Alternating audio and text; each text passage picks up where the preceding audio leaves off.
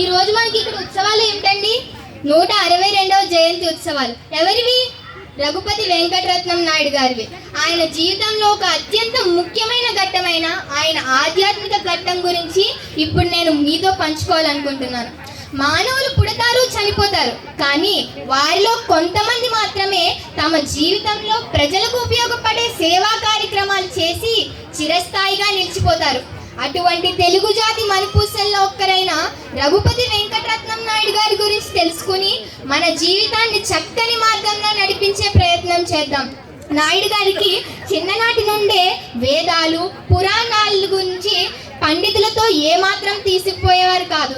కానీ ఆయన వాటిని అన్నిటినీ నమ్మేవారు కాదు. అందరూ సమానమే, సృష్టికర్త ఒక్కడే, సృష్టి అంతా ఒక్కటే అనేవారు. అంటే ఏంటి? సృష్టికర్త ఒక్కడే అంటే మనల్ని సృష్టించిన వాడు ఒక్కడే, సృష్టి అంతా ఒక్కటే అంటే ఏంటి? మనమందరం ఒక్కటే.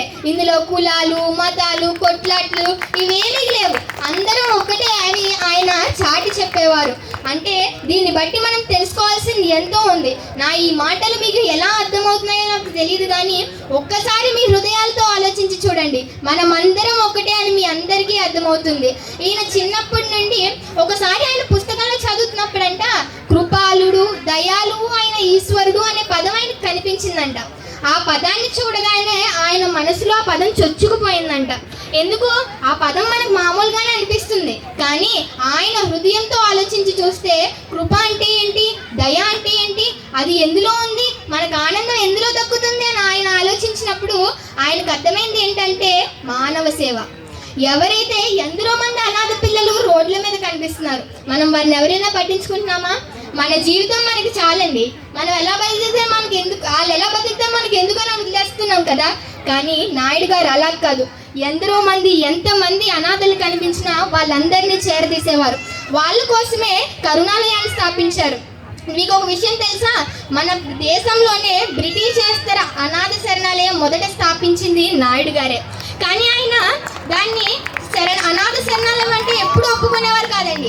దాన్ని ఎప్పుడు కూడా ఆయన ద హోమ్ అని పిలిచేవారు. అక్కడ అందరి పిల్లలకి అనేక రకాలైన సౌకర్యాలు ఏర్పాటు చేసేవారు. అనాథ పిల్లలు అక్కడ ఆనందంగా నివసించేవారు. ఆయన ఆధ్యాత్మిక జీవితంలోనే ఉందండి ఆయన గొప్పతనం అంతా. ఎందుకంటే ఆయన నిరంతరం ధ్యానం చేస్తూ ఉండేవారు. ఆ ధ్యానం ద్వారా ఆయన ఎంతో స్ఫూర్తిని పొందారు.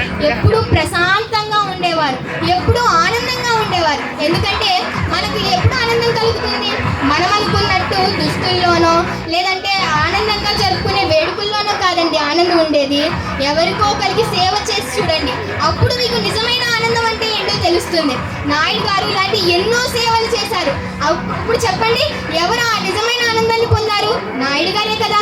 మీరు నిజమైన ఆనందాన్ని ఎప్పుడైనా పొందారా? ఎవరికైనా సేవ చేసి చూడండి, అప్పుడు మీకు నిజమైన ఆనందం దాన్ని తెలుస్తుంది. మీకు విషయం తెలుసా? మీకు ట్యాంక్ బండ్ తెలిసే ఉంటుంది కదా అందరికీ. ట్యాంక్ బండ్ హైదరాబాద్లో ఉంది. అక్కడ మన నాయుడు గారి విగ్రహం కనిపిస్తుంది. మనం వెళ్తాం, ఫోటోలు తీసుకుంటాం, అన్నీ చూస్తాం, వచ్చేస్తాం. కానీ అక్కడ ఏముందో ఎవరికైనా తెలుసా? ఆ విగ్రహాలు చూసి వదిలేస్తాం. వాళ్ళు ఎవరో తెలుసా? మన రఘుపతి వెంకటరత్నం నాయుడు గారే. ఇక్కడ కాకినాడలో సేవలు చేస్తే అక్కడ ట్యాంక్ బండ్ దగ్గర ఆయన విగ్రహం ఉందంటే ఆయన ఎంత గొప్పవారండి. ఆయన ఏకేశ్వరోపాసన శిష్యులందరిచే ఒక బిరుదును పొందారు, అదే బ్రహ్మర్షి. ఆయనకి అన్ని బిరుదుల్లో కల్లా బ్రహ్మర్షి అనే బిరుదు అంటే ఎంతో ఇష్టం. మనందరం ఒకవేళ చనిపోయే ముందు చివరి కోరికలు కోరదాం అనే మనకు అవకాశం దొరికితే ఏం కోరుతాం? నా పిల్లలకి ఆస్తి కావాలి, అది కావాలి, ఇది కావాలని కోరుతాం. కానీ నాయుడు గారు ఏం కోరారో తెలుసా? తన భార్య ఛాయాచిత్రాన్ని, అంటే ఆయన భార్య చనిపోయారు, ఆవిడ ఛాయాచిత్రాన్ని ఆయన చితిలో వేసి కాల్చమని కోరారు. ఇంకా పిఠాపురం రాజా గారు, అసలు పిఠాపురం రాజా గారికి ఇంటి సంబంధం ఏంటి? పిఠాపురం రాజా గారికి ఈయనతో ఎంతో సాన్నిహిత్యం ఉంది. ఈయన పిఠాపురం రాజా గారి సహాయంతోనే మనకి అక్కడ బాలాజీ చెరువు లలితా జ్యువెలరీస్ పక్కన బ్రహ్మోపాసన మందిరం స్థాపించారు, కరుణాలయాన్ని స్థాపించారు. పిఠాపురం రాజా గారు కన్నీటి చుక్కలు పడిన గంధపు చెక్కని ఆయన చితిలో వేసి కాల్చమన్నారు.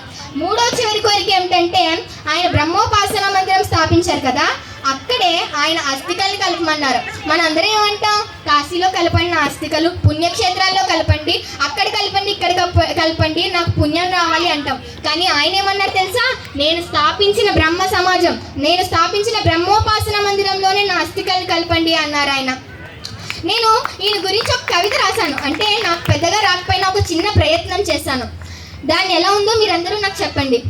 వందనాలయ్య వెంకటరత్నయ్య, ఈ తెలుగు నేల పులకించే చరిత నీదయ్య. మచిలీపట్నాన శేషమ్మ గర్భాన సంస్కరణే తపస్సుగా సాగించిన మహర్షి. అజ్ఞానంలో మునిగిన సంగపు చీకట్లు, అనాదిగా అనగారిన అతివల ఇక్కట్లు. అపర సోక్రటీసుగా వెలసిన భాస్కరుడా, నవ సమాజ నిర్మాతగా వెలసిన చిరంజీవుడా. బాలికా విద్యకై పరితపించి బాల వితంతువులకు నవజీవనం అందించి మానవత్వమే నియమతమని చాటిన భాస్కరుడా. నవ్య కవితా సారథిగా కలం చిందించి తెలుగు తల్లి సంతసించు బ్రహ్మర్షి. స్వార్థమెరుగని నీ జీవిత మార్గదర్శనం, నీ బాటన నడుచుట మా ధర్మం. నా ఈ స్పీచ్ని వినడానికి మీ సమయాన్ని కేటాయించిన మీ అందరికీ నా ధన్యవాదాలు.